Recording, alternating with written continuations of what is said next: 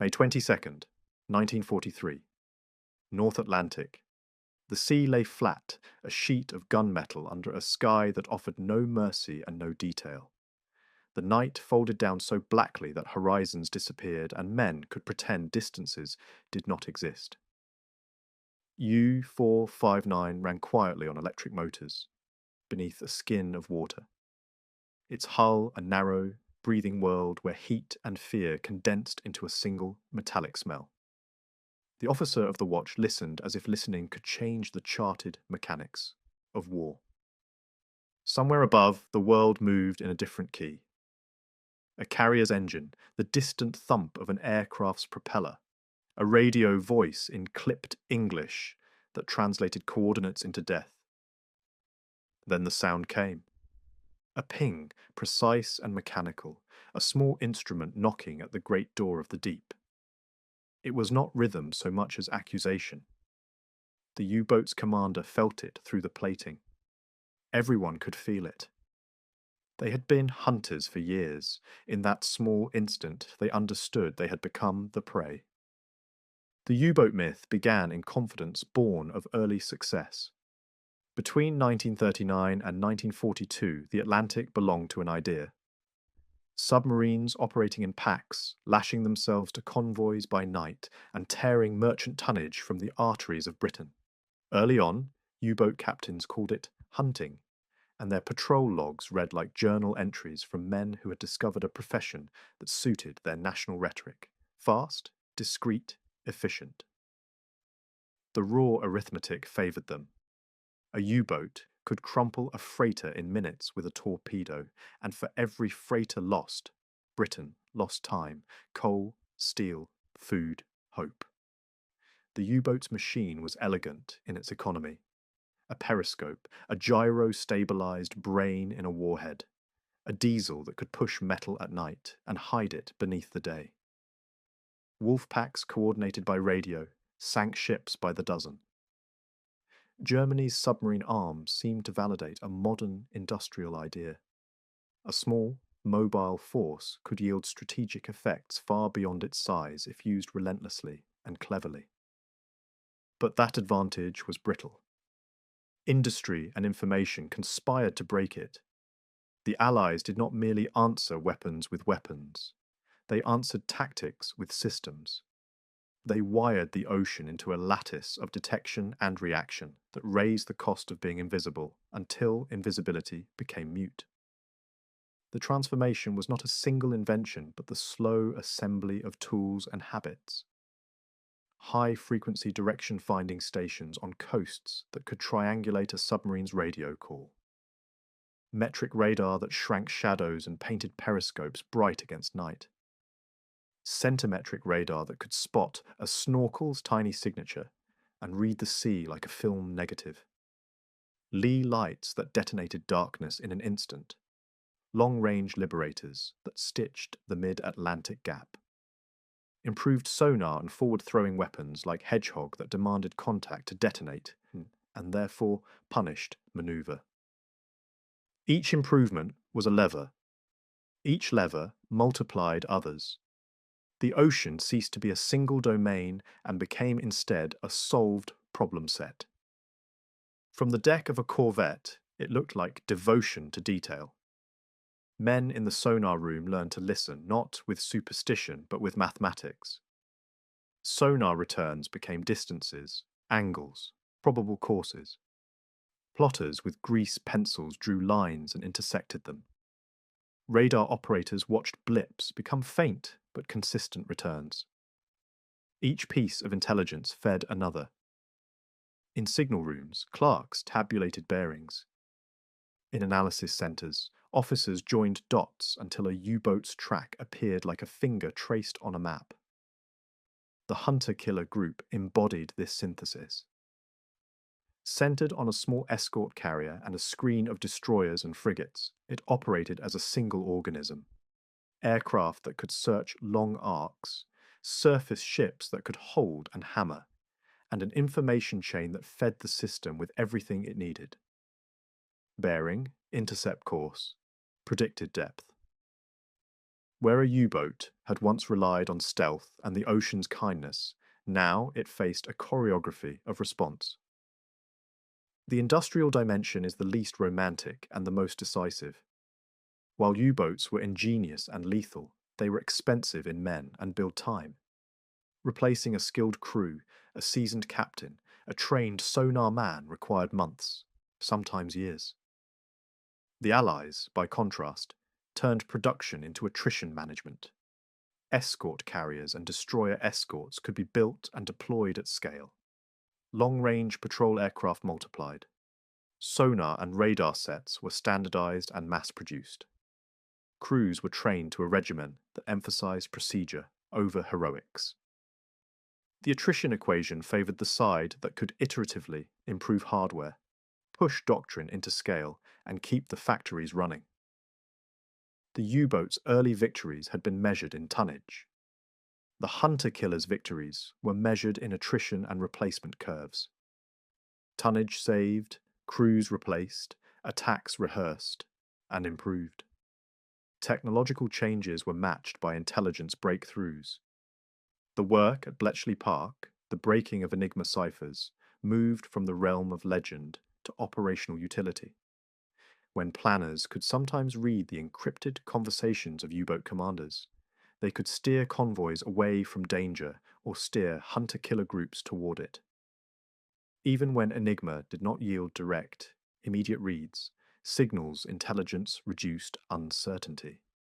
HF/DF Huff Duff stations along the coasts fixed bearings on U-boat radio calls. Those bearings, when crossed, gave a figure for location that air and sea could converge upon. This was the new arithmetic, not to hope the enemy makes a mistake, but to make his choices visible and punishable. For the men inside the boats, the change did not arrive as policy memos or production orders, but as sound and smell and the slow attrition of sleep. A U-boat patrol became a sensory siege.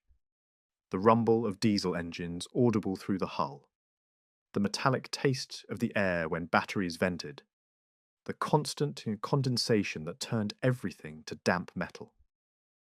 Underwater, time became elastic.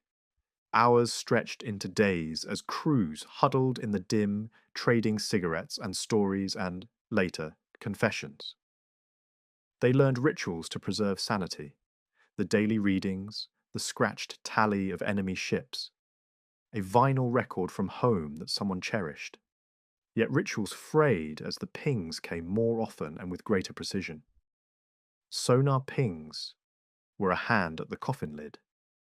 They hollowed men out. One petty officer described the ping as a metronome that had nothing to do with music, and everything to do with notice. You count, he said, and the counting is what keeps you alive for a little while longer. Then one day you stop counting. The hunter-killers refined their attacks into patterns that looked almost mathematical. First came detection. Radar, a sighting from a plane, a huff-duff bearing that narrowed a box to a point. Then the trap. Aircraft made night runs with lee lights that burned black into white and turned the sea into a stage. When the U-boat dived, destroyers came in pairs, 3, 4s in maneuvers that bracketed and compressed the target.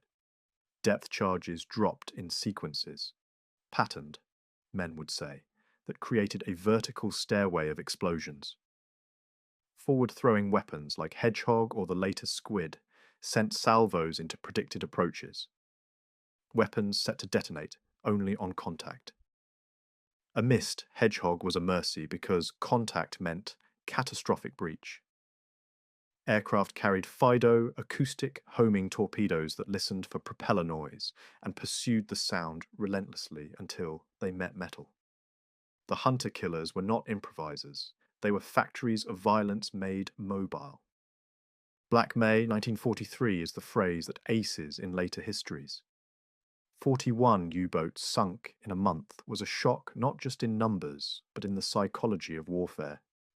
The tide had turned so quickly that it felt like betrayal to seasoned commanders. Men who had spent years tasting triumph watched the math of loss write itself across the map. Wolfpacks that once coordinated in radio traffic found fewer replies, fewer confirmations. Boats returned with fewer trophies and more holes.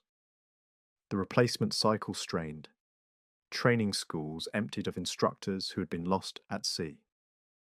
The social fabric of the U-boat arm changed. The myth of invincibility softened into a new, bitter, practical wisdom. The ocean could be mapped, measured, and made hostile. Personal vignettes showed the change a different way than statistics do. There was the young radio man aboard a Type 6-8 who took pride in the speed and accuracy of his Morse keys, who listened for the faint crackle of Allied air-to-surface vessel noise, and who, on a cold night, recorded the first angry ping that meant a destroyer had found them. After that night, he wrote in a diary that the sea felt like it had teeth. There was an older captain who had been at the prow of success for years, who watched his crewmates fall silent on the penultimate Sunday of a patrol, and then, once home, forbade the men from singing the old salvos because singing, he said, gave away where one had been. "Sing it not," he commanded, "because the enemy learns from noise." The small human attempts at adaptation, inaudible signals, blackout protocols, muffled engines, read like last-ditch engineering, not romance. Another aspect of industrial dominance is psychological acceleration. The Allies' ability to produce sensors, aircraft, and escorts created an environment where the enemy's learning curve could not keep pace. If a new German countermeasure appeared, a radar detector, a snorkel, a trick of coating, the Allies built their own response in weeks. A countermeasure arrived in months, and the German boat was left mid-path. What once had been a duel of skill became a race of cycles. Innovation, mass production, deployment, adaptation. The side with factories and logistics that could operate at scale would always have the advantage in cycles. The ocean's physics cannot be changed. The human throughput of industry can. This arithmetic hardened into doctrine. U-boat captains were ordered to transmit less, to avoid night surface runs unless risk was worth reward, to favour submerged approaches and to use snorkels where possible. Yet the very use of new tools, snorkels, and additional anti-aircraft armament created new signatures. Exhaust trails grew, radar picked up small heat plumes, and flak guns invited aircraft to engage rather than flee. Each adaptation made a new vulnerability. The hull that had been a cloak became a cage. Men had to choose between the tactical benefit of surfacing and the strategic cost of being found by an aircrew's larger net. Too often, the choice was binary and tragic. By spring of 1943, the hunter-killer groups had matured from experimental units to the frontline expression of a new kind of warfare. Networked, information-driven, procedural. Destroyer captains and carrier pilots spoke in the language of systems. Plotting, bearing, time on target, box coverage. These phrases replaced the romantic language of lone hunters. In practice, it meant that even luck had to be manufactured. A convoy route might be adjusted the day a cryptographic breakthrough indicated danger.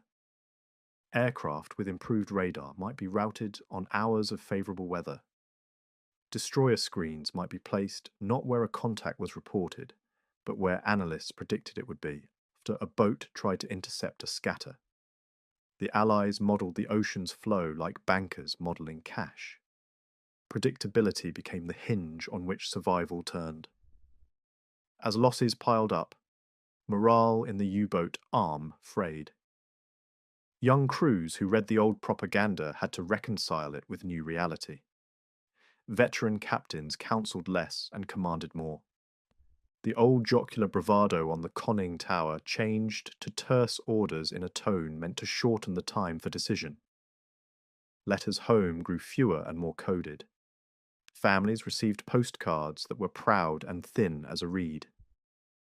On the boats themselves, conversations moved from recounting successes to discussing drill and failure margins. The sense of collective efficacy, we can always find a way, crumbled into a strict accounting. Parts, hours left on seals, battery cycles, depth gauges reading within tolerated variance. Variance was unforgiving. The Allies, for their part, did not romanticize this mechanical advantage. They recorded it, trained to it, and applied it as if efficiency were a moral duty in a war measured by tonnage and lives. The men in the hunter-killer groups learned to treat success as an outcome of process, not fate. They rotated patrols, tightened maintenance routines, and debated small improvements that would reduce contact times. Their victories often felt less cinematic than a land battle. They were lists on operation sheets, coordinates crossed off, and briefings that moved like an assembly line. Debrief, analyze, adjust, repeat. Yet the cumulative effect was decisive. A sea that had been used to concealing danger now reflected it back in every direction. The wolves had become trapped animals in a field of mirrors. Black May 1943 became both an event and a metaphor. For German sailors, it meant a calendar month that seemed to last a lifetime. For the Allies, it marked the moment when data became destiny. Every new sinking carried with it a second-order victory. Proof that systems thinking had conquered individual brilliance. Admirals in London and Washington began speaking of the Atlantic, not as a battlefield, but as a managed environment. Charts replaced myths. Convoy escorts plotted circles of probability instead of praying for luck.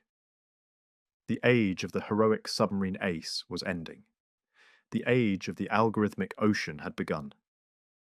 Inside Germany, propaganda could not keep pace with physics. Newspapers still printed stories of tonnage sunk and British ships aflame, but families noticed the silences in the letters home. Training schools for new U-boat crews shortened courses from 6 months to 3, sometimes to 8 weeks, rushing teenagers from simulators to steel hulls. They were sent to sea under commanders who knew the odds. 3 patrols, maybe 4. Then a red mark on a board. It was courage without consequence, professionalism stripped of purpose. The Allies' machinery of pursuit grew faster than any single weapon. Aircraft flew further, sonar arrays became sharper. Computers in shore stations reduced detection calculations from hours to minutes. A convoy might report a shadow on radar at dawn, and by dusk, 3 destroyers and a patrol bomber would have already executed an attack plan written in ink the night before. This precision looked cold on paper, but for the men aboard the hunter-killers it felt like justice. Every ship saved meant lives that did not vanish into the Atlantic night. The sensory contrast between the two worlds was absolute. Above, the surface ships operated in clean air, their decks awash with salt and daylight. Below, the U-boat crews breathed a recycled ghost of that same air, heavy with carbon dioxide and fear. The deeper they went, the smaller their world became. A cook tried to fry canned meat and filled the compartments with smoke that clung for hours. Someone read aloud from a torn magazine, his voice cracking when the hull groaned. Every creak was a warning that the next explosion might turn steel into shrapnel. The command, silent running, meant a suspension of humanity. No speech, no movement beyond what was necessary. Even the pulse of the ship slowed to mimic a corpse. Depth charge barrages followed patterns almost musical. A rising tempo of detonations, a pause, another run. The men counted seconds between blasts to guess distance. Sometimes they miscounted and began to laugh in disbelief. When a charge exploded close, the concussion hit like a fist in the chest. Instruments jumped from 0 to red. The electric lights dimmed. A leak began somewhere behind the batteries. They patched it with cloth, whispered a prayer, and waited for the next run. The sea outside pressed harder. "She is bending," the chief engineer muttered, touching the sweating hull. "Hold, my girl." Meanwhile, the Allies refined the psychology of attack. Sonar operators spoke calmly into headsets, while destroyer captains maneuvered with clockwork precision. Mark bearing 270, range decreasing, drop pattern B in 10 seconds. The words were procedural, but behind them lay years of accumulated learning, training manuals, test ranges, research labs. Each run was a proof of concept. If one technique failed, the next patrol would adjust. Innovation had become reflex. For the U-boat command, technological hope shifted to new designs. Type 21 and 23 electric boats that could stay submerged longer and move faster under battery power. On paper, they were marvels, ahead of their time. In reality, production delays, shortages, and bombing raids kept them from changing the war. Only a handful reached the front before the Reich collapsed. They were perfect solutions delivered to a world that no longer existed. By early 1944, the Atlantic campaign had inverted completely. Convoys no longer prayed for escort. U-boats prayed for a target. They prowled through empty quadrants of sea, pinged occasionally by sonar like ghosts, checked for heartbeat. Each message from headquarters grew shorter, more desperate. Avoid contact, preserve boats, await new orders.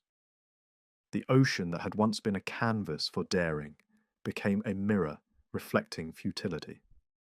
In March 1944, a hunter-killer group centered on the escort carrier USS Bogue reported its 13th kill. The commander noted in his diary, "No jubilation anymore." Just confirmation war had become paperwork. The success that once intoxicated crews now numbed them. They knew they were dismantling an enemy culture that had once terrified the world, but it felt like watching a machine stop rather than an adversary die.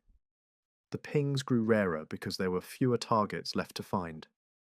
For the surviving German sailors, the ocean turned into purgatory.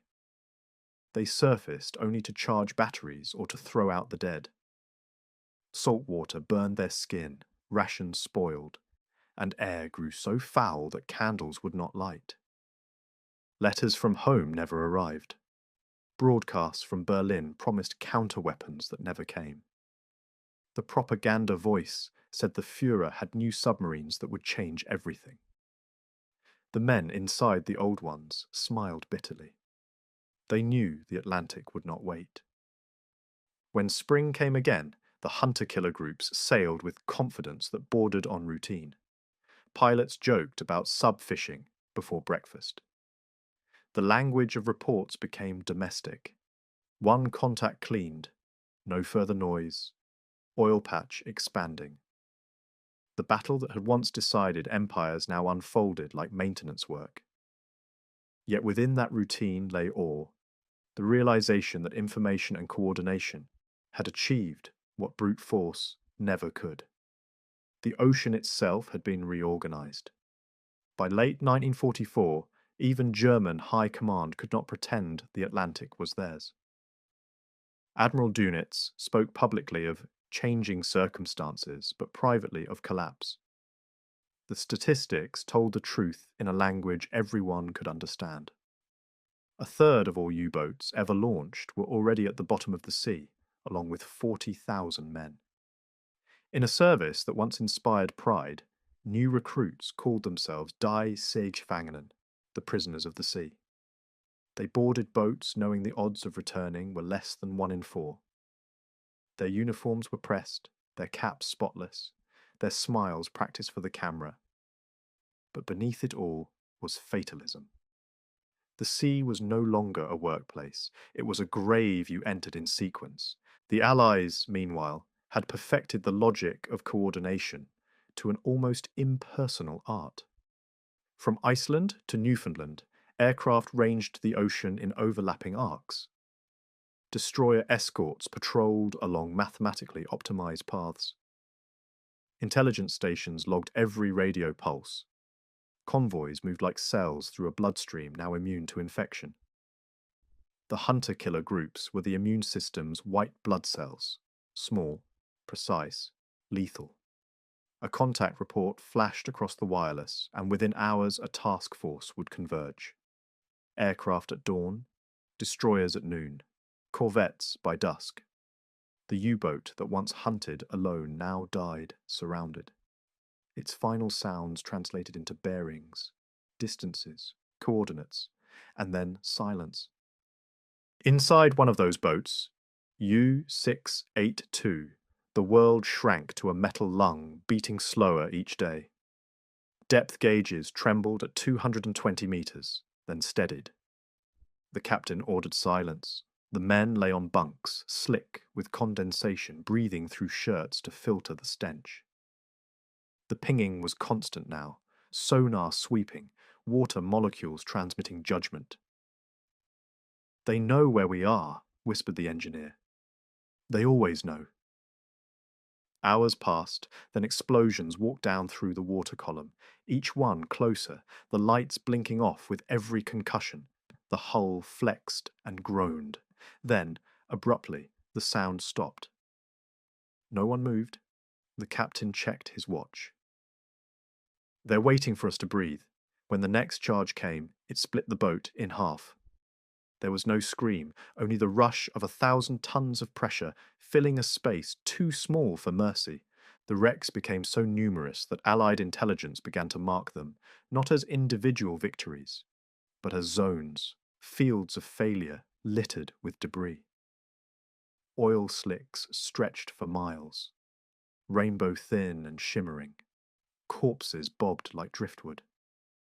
The same ocean that had once protected Britain now protected everything it touched from German reach. Even the weather seemed to take sides, storms hiding convoys from whatever submarines remained. The hunter-killers adapted to that too, learning to fight in gales and fog, deploying radar and sonar buoys that floated like invisible sentries. By winter, there was no season in which a U-boat could hide. The moral burden of victory weighed unevenly on those who delivered it. Sonar men spoke of hearing the final, rising mechanical shriek of imploding hulls and knowing human lungs burst with it. Pilots saw men jumping from burning conning towers and radioed their positions to rescue ships that never arrived in time. "We didn't cheer," one said later. "We just wrote coordinates." Yet beneath the silence lay satisfaction. The understanding that these deaths were the arithmetic inverse of London's safety. Of food convoys that reached Liverpool, of children who slept through nights that once howled with hunger. The U-boat war had begun as a duel of courage. It ended as a contest of logistics and information, and in that contest, Germany never had a chance. The Allies had mastered the conversion of data into action, signals into patrol routes, intercepted messages into movement orders, laboratory research into factory lines. The hunter-killer was the visible embodiment of an invisible network stretching from intelligence rooms to machine shops. It was the product of a civilization that believed no problem was unsolvable, if it could be measured, mapped, and multiplied. In May 1945, when the surrender orders came, many U-boat crews surfaced, to flags of truce that no one fired upon. They stood on decks under grey skies while Allied ships encircled them in cautious symmetry. Some men cried openly. Others stared at the water as if hoping to vanish into it. They scuttled their boats by the hundreds, Operation Deadlight, to prevent them from becoming trophies.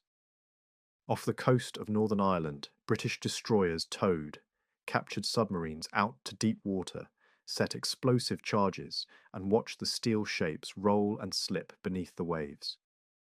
Each plume of bubbles was a punctuation mark at the end of a long sentence written in code, steel, and blood. After the war, historians tried to count meaning. Over 700 U-boats destroyed, tens of thousands of merchant ships saved. The Atlantic, once the most dangerous corridor on Earth, became again a highway of peace. But numbers cannot record atmosphere. The victory belonged not only to weapons, but to process, to the idea that persistence and adaptation could outlast brilliance and audacity. Every ping, every radar return, every decoded message had been a small act of defiance against chaos. The hunter-killer groups had made the ocean predictable, and predictability is the death of terror. The veterans who survived carried strange memories. A British sonar officer recalled hearing the ping echoing back from the sea floor after a kill. The returning note that meant the target was gone, replaced by emptiness. An American pilot remembered circling oil slicks at dawn and feeling both triumph and sorrow. A captured German commander, interviewed years later, described the sound of the first sonar ping he ever heard. It was polite, almost curious, as if the ocean itself were asking where we were hiding. That question never stopped being asked. In the decades that followed, navies studied the campaign as a manual of modern war. They learned that the decisive weapon had not been the torpedo or the depth charge, but the network connecting them, the seamless chain of information and production.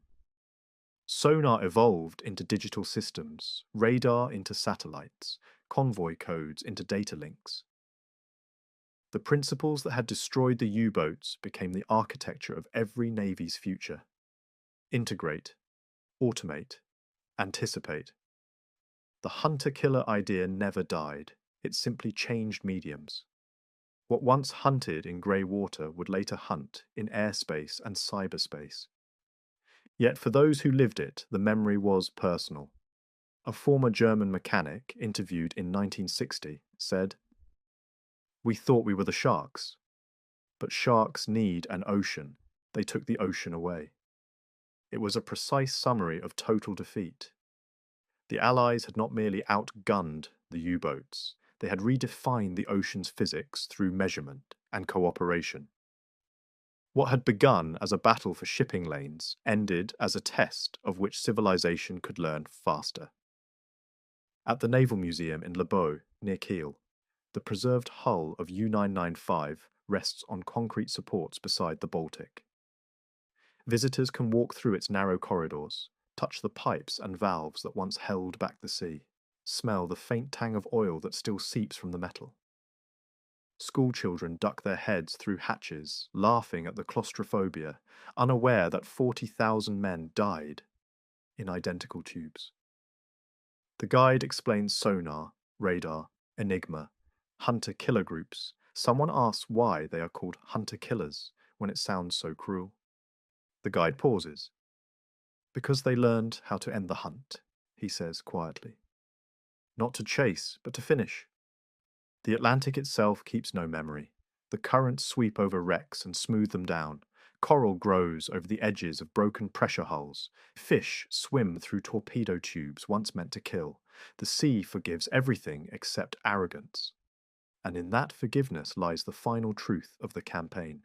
Technology changes, but the pattern remains. Every new weapon eventually meets its hunter, every predator its countermeasure. The U-boats believed they owned the deep. The hunter-killers proved that no domain remains unchallenged once knowledge multiplies. The story begins and ends with sound. The first ping that found a target and the last echo returning from the depths where the steel coffins came to rest. Between those two notes lies the whole arc of modern warfare: invention, adaptation, overreach, and collapse. What the German sailors called the Große Wolf, the Grey Wolf, became in the end just another piece of the sea floor, visited by currents and remembered by none of the creatures above. The hunters became hunted, and the ocean that once hid them became their witness. In the long view of history, the Battle of the Atlantic was not merely a naval campaign, but a rehearsal for the age of systems. It showed that the side which masters complexity organizes it, feeds it with data, keeps it flexible, will always triumph over the side that depends on courage alone. The men of the hunter-killer groups were not demigods or inventors. They were operators of a machine larger than themselves. Their victory was proof that persistence, scaled and disciplined, can rewrite the laws of power. And so, when the night closes over the Atlantic even now, and a sonar pulse rolls outward through black water, it still carries the ghost of that era. The echo of a question asked by both sides: who hunts whom? The ocean no longer answers. But if you listen closely, you can almost hear the reply the U-boats learned, too late. That the sea belongs not to the brave, nor to the bold, but to those who can see through it.